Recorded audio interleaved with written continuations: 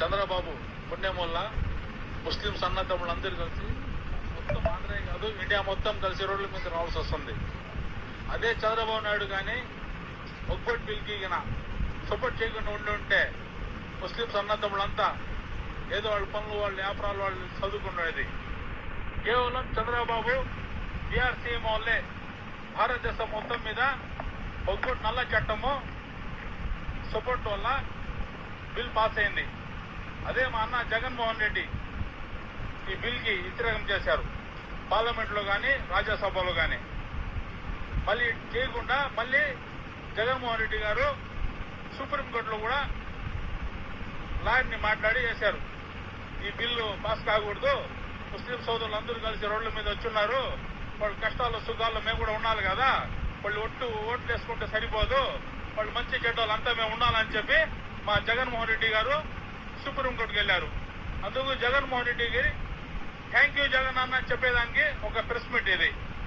అదే చంద్రబాబు నాయుడు ఎలక్షన్ల ముందర అదే జెండా విధికి వచ్చి ముస్లిం అన్నదమ్ముళ్ళు ఏదైనా అయితే నేను అడ్డపడిపోతాను, మీ తోడు నేను ఉంటానని చెప్పి మాట ఇచ్చారు.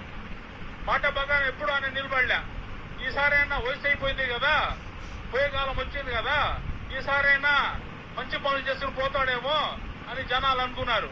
కానీ మళ్ళీ మోసం చేశారు. మళ్ళీ నమ్మి మళ్ళీ మోసపోయారు జనాలంతా. ఫస్ట్ ఏం మోసం చేశారు, అమ్మఒడి ప్రతి బిడ్డ ఇస్తానని చెప్పారు, అది ఇకపోయా. ప్రతి సంవత్సరం 3 సిలిండర్లు ఫ్రీ ఇస్తానని చెప్పారు చంద్రబాబు నాయుడు, అది ఇలా. మళ్ళీ ఏం చెప్పారు, సిలిండర్ ఇంటికి వస్తే మీరు డబ్బులు ఇచ్చేయండి, మీ అకౌంట్లో డబ్బులు వస్తాయంట. ఫ్రీ అంటే ఏంటి, ఇది ఇచ్చేస్తే ఫ్రీ, మీరు ఇవ్వండి నేను ఇస్తాను మళ్ళీ అని చెప్పడం అంట. అన్ని అబద్ధాలు మాటలే. మళ్ళీ ఆడతల్లికి ఏం చెప్పారు, బస్సు ఫ్రీ, బస్సు ఎక్కగానే నా పేరు చెప్పండి, చంద్రన్న మీకు చెప్పారని చెప్పండి అని చెప్పారు. బస్సు ఎక్కగానే డబ్బులు అడిగారు కండక్టర్ అక్కడ తిట్టుకునే ఆడవాళ్ళంతా కలిసి. మళ్ళీ మోసం పోయాం రా అని చెప్పి ఆడవాళ్ళు అనుకున్నా. ఇవన్నీ మోసం మాటలే చంద్రబాబు, ఏరేదేంలే. మా వైసీపీ పార్టీ అధికారం ఉన్నా లేకపోయినా ఎప్పుడు అందుబాటులో ఉంటాం మేము కానీ ఇప్పుడు మా రూరల్ ఇన్ఛార్జిగా విజయ్ కుమార్ అన్న కానీ ఎప్పుడు అందుబాటులో ఉంటారు. ఇంతమంది ముస్లింస్ ఉన్నారు, ఏ కష్టం వచ్చినా ఏ కులం చూడకుండా మొత్తం చూడకుండా దగ్గర తీసేది విజయ్ కుమార్ అన్న.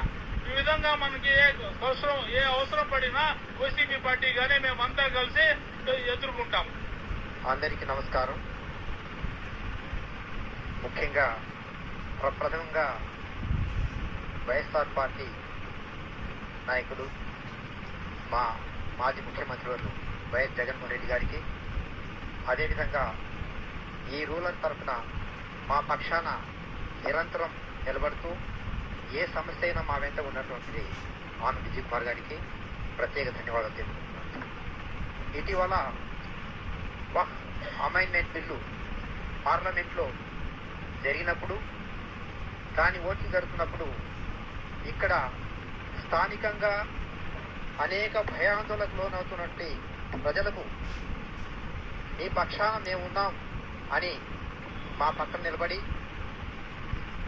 దానికి వ్యతిరేకంగా ఓటు వేయడమే కాకుండా సుప్రీంకోర్టులో బిల్లు వేసి దాని కారణంగా ఆ చర్చల పరంగా ఈరోజు మధ్యంత ఉత్తర్వులు వచ్చి తదుపరి విచారణ అయ్యేంత వరకు వాటి మీద ఎలాంటి చర్యలు చేపట్టవద్దని తెచ్చినటువంటి జగన్మోహన్ రెడ్డి గారికి ప్రత్యేక ధన్యవాదాలు తెలుపుకుంటున్నాను.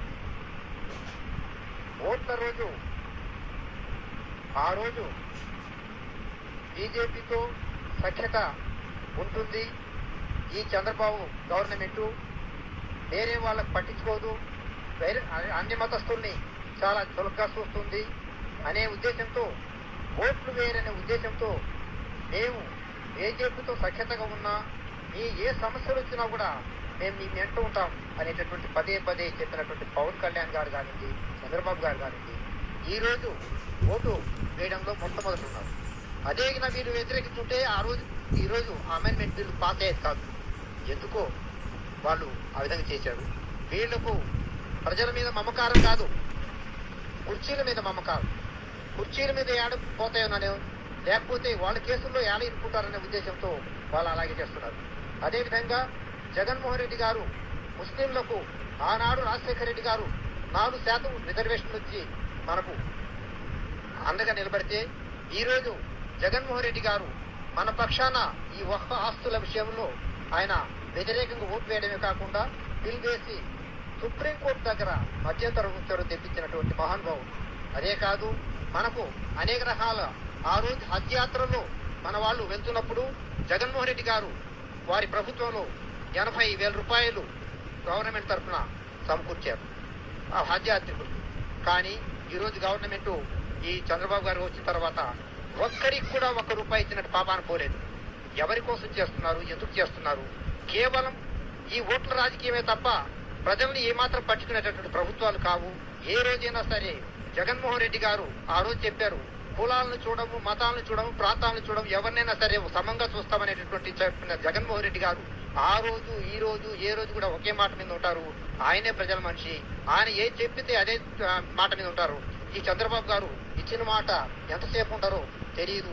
ఇలాంటి నాయకుల్ని నమ్ముకొని మనం ఈరోజు వరి తోక పట్టుకొని ఏట్లో గోదావరిలో మునిగినట్టుగా మనం పరిస్థితి అయిపోయింది.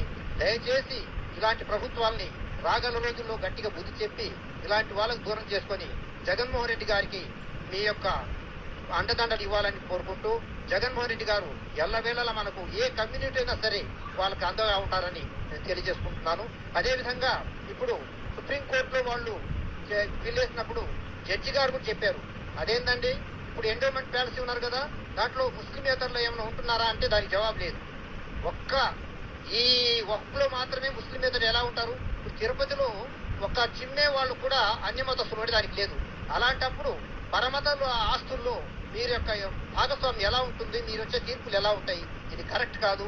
కేవలం ఒక వర్గాన్ని, ఒక మతాన్ని బాయ్ చెప్పిన ఇందాక ట్రిపుల్ తలాఖ్ అని ఒక్కొక్క రంగంగా ఆనికిచేత గురి చేస్తూ ఈ రోజు దీని మీద పడ్డారు. ఇది కరెక్ట్ అయిన కాదు. రాగల రోజుల్లో ప్రజలు మీకు సరైన సమాధానం చెప్తారని తెలియజేసుకుంటూ సెలవు తీసుకుంటారు.